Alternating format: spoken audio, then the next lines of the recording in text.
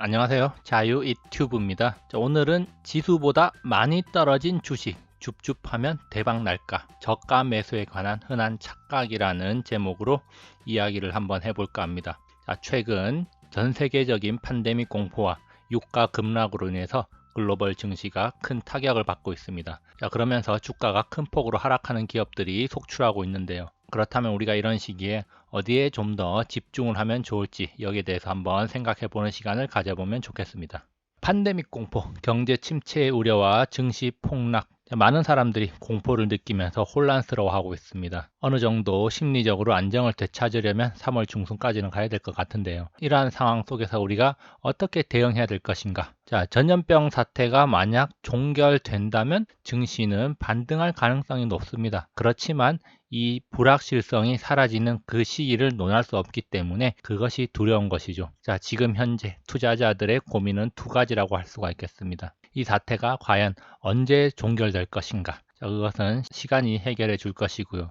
그렇다면은 두 번째로는 어떤 주식을 사면 좋을까? 여기에 대해서 고민을 할 수밖에 없을 겁니다. 물론 존버를 선택한 사람들은 멘탈 강화 훈련을 해야겠지만 여유 자금을 가지고 기회를 노리는 사람들은 어떤 주식, 어떤 섹터를 선택하면 좋을지에 대해서 생각을 해 봐야 된다는 것이죠. 증시가 이렇게 폭락을 할 때 유난히 주가가 많이 빠지는 종목들이 있습니다. 물론 그 종목이 내가 가지고 있는 종목일 수도 있고 관종에 있는 종목일 수도 있습니다. 그리고 유난히 낙폭이 크다는 이유로 관심을 가지게 된 종목일 수도 있습니다. 많이 빠졌기 때문에 다시 올라갈 때는 많이 올라갈 것이다. 이러한 기대감을 가질 수가 있기 때문에 관심이 간다는 것이죠. 우리가 한번 생각해 봐야 될게 이런 하락 폭락 사태를 맞이해서 유난히 많이 빠진 종목을 사면은 과연 반등장에서 더 높은 수익률을 올릴 수 있을까? 높은 수익률을 기대해도 좋을까? 여기에 대해서 생각을 해보지 않을 수가 없다는 겁니다. 그렇기 때문에 여기에서 중요한 몇 가지 사항을 짚어보고 가는 게 좋을 것 같습니다. 코스피 상위 16개 종목의 주가 흐름을 한번 점검해 봤습니다.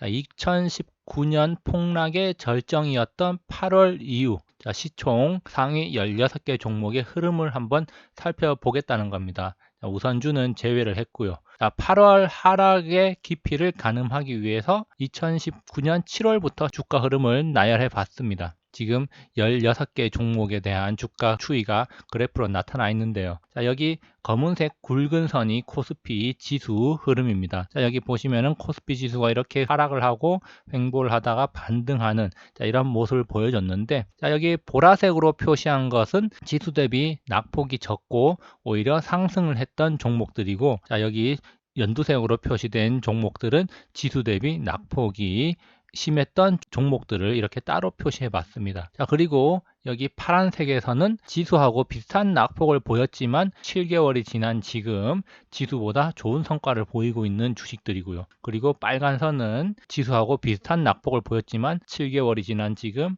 지수보다 성과가 안 좋은 종목들을 표시해 놓은 겁니다. 그렇다면은 보다 명확한 비교를 위해서 보라색과 연두색만 따로 떼어 보겠습니다. 여기 보시면은 8월에 코스피가 이렇게 하락을 했을 때 지수보다 낙폭이 적었던 종목 보라색만 떼어냈고요. 그리고 지수보다 낙폭이 심했던 종목 연두색만 따로 떼어내 봤습니다. 그래서 딱 선정을 해보니까 4개 종목이 지수보다 상대적으로 낙폭이 적거나 상승을 했다는 거 확인할 수 있었고, 그리고 또 4개 종목이 지수보다 두드러지게 낙폭이 컸다는 점 우리가 확인할 수 있었습니다. 그래서 그 성과를 7개월 동안 추적을 해보니까 지수보다 상대적으로 성과가 좋았던 종목 4개 중에서 지금 3개는 상당히 성과가 7개월 뒤에도 좋은 걸로 파악이 되고 있고, 그리고 1개는 지수보다 약간 성과가 떨어지는 걸로 확인이 되고 있습니다. 그리고 지수보다 낙폭이 심했던 4개 종목의 성과를 보니까 3개 종목은 여전히 지수보다 성과가 안 좋은 걸로 파악이 되고 있고, 한 종목이 지수보다 좋은 걸로 파악이 되고 있죠. 그래서 여기 정리를 해 봤는데요. 낙폭 과대 종목 중에서 4개 중 3개가 낮은 수익률을 이어갔고, 그리고 1개만 높은 수익률을 보여줬다는 거고, 낙폭 과소 종목, 다시 말해서 지수가 빠지는데도 빠지지 않고 꿋꿋하게 버티거나 금방 반등을 한 종목들은 4개 중에서 3개가 높은 수익률을 보여줬다는 겁니다. 지수보다 강한 모습을 보여줬던 종목 중에서 가장 높은 상승을 보여준 이 종목하고, 지수보다 약한 모습을 보여주고 나서 성과가 안 좋은 모습을 보여줬던 이 종목의 수익률 차이는 약 80% 정도까지 벌어졌다는 거 우리가 확인할 수가 있습니다. 자, 그렇다면 확률적으로 봤을 때 이렇게 큰 폭의 하락 충격이 왔을 때 지수보다 덜 빠진 종목들을 4개를 매수를 했다면은 4개 중에서 3개는 성과가 매우 좋았을 거라고 우리가 판단을 할 수가 있고, 그리고 지수보다 하락폭이 컸던 종목들을 만약에 4개를 샀다면은 3개는 여전히 손실을 보고 있을 가능성이 높다. 자, 이렇게 볼 수가 있는 것이죠. 자, 그리고 좀 전에 봤던 16개 종목을 모두 나열한 건데요. 7개월 동안 지수보다 상승률이 좋은 종목들은 보면은 지수가 큰 폭으로 하락 조정을 받을 때 빠르게 반등하는 그런 모습을 보여줬습니다. 자, 그런 것들도 우리가 참고를 해서 조정 후에 시장에서 어떤 종목을 고를지 참고를 하면 성과를 높이는 데 도움이 되지 않을까, 이런 생각을 또 하게 됩니다. 자, 그래서 정리를 한번 해보면요. 지수가 조정을 받을 때 지수보다 덜 빠진 종목들, 다시 말해서 강한 모습을 보여준 종목들은 이후에도 강한 흐름을 보여주는 경우가 많았다. 자, 그래서 약 75% 정도의 확률로 4개 중에 3개 종목이 그런 모습을 보여줬고요. 자, 그리고 지수가 조정받을 때 지수보다 많이 빠지는 종목들은 대체로 이후에도 약한 흐름을 보여주는 경우가 많았다. 두드러지게 나타난 4개 종목 중에서 3개 종목이 지수보다 여전히 성과가 안 좋은 걸로 확인이 되고 있습니다. 자, 그렇다면 여기서 우리가 조정 후에 어디에 투자를 해야 될지 고민을 할 때 확률적으로 지수보다 강한 모습을 보여주는 종목에 투자하는 게 현명한 선택이 될 수가 있다는 겁니다. 지수보다 약한 모습을 보여준 종목보다는 상승하는 종목에 배팅을 하는 게 더 나은 선택이었을 가능성이 높다는 것이죠. 자, 주가가 하락하는 데는 하락하는 이유가 다 있습니다. 그리고 주가가 오르는데도 이유가 있는 겁니다. 시장이 큰 충격을 받으면서 하락할 때, 자, 물론 패닉셀이라는 것도 나오기도 하고 투매가 나오기도 하지만, 자, 그런 투매가 나오는데도 불구하고 강한 모습을 보여주는 종목들이 있다는 겁니다. 자, 그렇기 때문에 그런 종목들을 우리가 좀 더 주시를 할 필요가 있다는 것이죠. 자, 그렇기 때문에 단순히 많이 빠졌으니까 이제는 오를 거야 라는 생각을 하는 것, 상당히 위험한 생각일 수도 있습니다. 자, 이것은 무조건 존버를 하면 안 되는 이유이기도 한데요. 단기적으로는 기술적 반등이 나오면서 상승을 할 수는 있습니다. 자, 그렇지만 중장기적으로는 지속적으로 하락할 가능성이 더 높다는 것을 데이터를 통해서 확인할 수가 있습니다.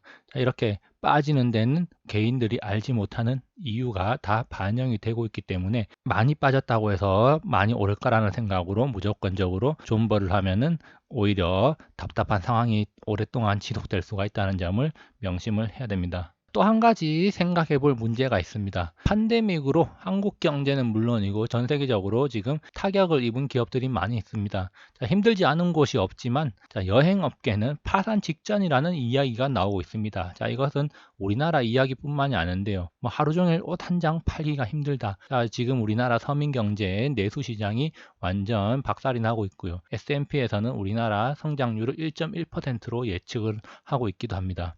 자, 그리고 8월 노제팬에 이어서 지금은 중국 전 세계적으로 관광객들이 다 줄어들고 여객기 편수가 급감하면서 여행업계는 지금 숨통 끊기기 직전이라는 이야기가 많고요. 이번 팬데믹으로 인해서 여러 가지 산업들이 피해를 받았지만 항공업계가 가장 심각한 피해를 받고 있다는 추산이 나오고 있습니다. 자, 이것은 우리나라뿐만이 아니라 전 세계적인 현상이라는 점을 주목할 필요가 있습니다. 자, 그리고 우리나라의 대표적인 항공사 중 하나인 아시아나항공은 전 직원이 월급을 33% 반납을 할 정도로 긴축 경영을 하고 있다고 합니다. 전체적으로 힘들지만 여행업계는 더 힘든 상황에 직면해 있다는 겁니다. 여행 항공 관련 기업들의 주가가 전 세계적으로 약세를 보이고 있는데요. 자, 2019년 7월 이후 관련 기업들 주가 추이를 한번 살펴봤습니다. 자, 미국의 4대 항공사라고 불리는 델타 항공, 아메리칸 에어라인, 유나이티드 에어라인, 사우스웨스트 에어라인이 있는데, 자, 이들 주가를 보면 최근 팬데믹 공포가 들이닥치면서 주가가 수직 낙하를 하고 있는 모습 확인할 수 있습니다. 자, 이런 충격으로 급격히 주가가 떨어지고 있다는 거 확인할 수 있고요. 자, 마찬가지로 우리나라도 지금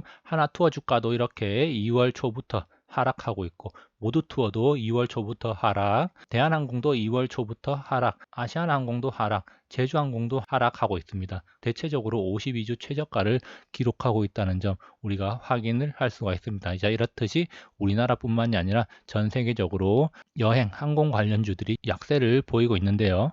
자, 이런 상황 속에서 한 가지 눈에 띄는 점은 워렌 버핏의 행동입니다. 워렌 버핏이 다우 지수가 폭락하는 와중에 델타 항공 지분을 더 늘렸다고 합니다. 자, 워렌 버핏은 원래 델타 항공 지분을 상당히 많이 가지고 있는 대주주입니다. 자, 그런데 이번에 주가가 크게 하락하자 델타 항공 주식 97만 6천 주, 우리나라 돈으로 약 540억 정도를 매입을 했는데요. 자, 그러면서 델타 항공 지분을 11.2%까지 늘렸다고 합니다. 워렌 버핏은 이런 폭락하는 와중에 델타 항공 지분을 더 늘렸다는 겁니다. 참고로 워렌 버핏은 미국 4대 항공사 대주주입니다. 워렌 버핏이 항공주를 샀다고 주가가 오르는 것은 아닙니다. 자, 우리가 여기에서 주목해야 될 점은 워렌 버핏이 왜 추가적으로 항공주를 더 샀을까? 델타 항공을 왜 샀을까? 이것을 한번 생각해 봐야 되는데요. 자, 폭락장에서 주식을 매수할 때는 또 어떤 점을 봐야 하는지를 잘 말해주는 것이다. 또 이렇게 볼 수가 있겠습니다. 자, 그러면은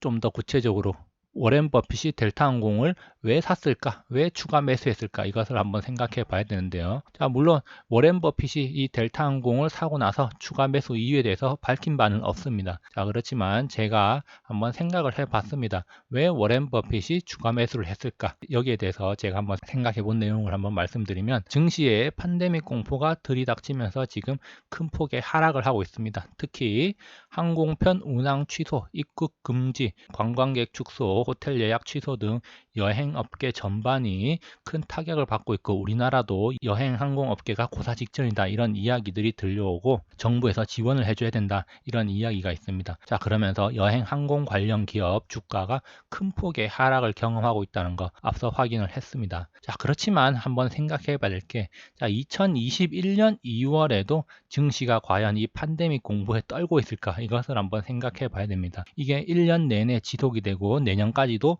공포에 떨고 있을까? 아마도 대다수의 사람들은 올해 이 팬데믹 공포를 기억조차 못할 가능성이 높습니다. 과연 내년 2월, 3월에도 사람들이 여행을 가지 않고 비행기 운항은 중단되어 있을까? 아마도 항공기 운항은 정상화되어 있을 것이고 사람들은 여행을 다닐 가능성이 높습니다. 자, 그렇다면은 항공사, 여행업계의 실적은 어떻게 되냐? 다시 회복될 가능성이 높다는 거죠. 오히려 여행업계 실적은 전년 대비, 즉 2020년 대비 2021년 실적이 큰 폭으로 향상될 가능성이 높다는 겁니다. 자, 내년까지 이 사태가 지속될 것이 아닐 가능성이 높고, 지금 단기적인 충격으로 인한 항공 여행업계의 위기는 내년에는 반복되지 않을 가능성이 높다는 것이죠. 결론입니다. 지금 여행업계 주식을 사라는 말이 아닙니다. 증시가 폭락할 때 우리가 봐야 할 것이 무엇인지 정확히 봐야 한다는 것입니다. 자, 지수보다 강한 모습 또는 약한 모습을 보여주는 주식들이 있습니다. 자, 그 이유가 무엇일지를 한번 생각해 봐야 됩니다. 어떤 기업, 어떤 업종이 강한 모습을 보이고 또 약한 모습을 보이는지, 왜 그런 일이 일어나는지를 한번 생각해 볼 필요가 있는 겁니다. 주가의 흐름을 보되 주가 그 너머에서 어떤 일들이 일어나고 있고 앞으로 어떤 변화가 일어날지를 생각해 봐야 되는 겁니다. 주가 급락은 좋은 것이다. 좋은 회사를 더 싸게 살 수 있기 때문이다. 자, 워렌 버핏이 지난 2월 24일 CNBC 인터뷰에서 했던 말입니다. 자, 여기에서 중요한 점은 좋은 회사를 사야 된다는 겁니다. 아무 주식이나 덥석 물거나 많이 빠졌으니 오를 거라고 존버하면 안 된다는 겁니다. 10년 동안 마음고생했으니 보상해 줄 것이다 라는 생각, 자, 이런 생각을 가지고 있다면 평생 마음고생하다가 손절하거나 상폐당할 수도 있다는 점을 명심해야 됩니다. 우리가 눈여겨봐야 될 것은 좋은 회사, 좋은 주식이지 많이 빠졌다고 해서 쓰레기 회사를 사면 안 된다는 겁니다. 여기까지 영상을 감상해 주셔서 감사하고요. 항상 즐거운 하루 보내시기 바랍니다. 감사합니다.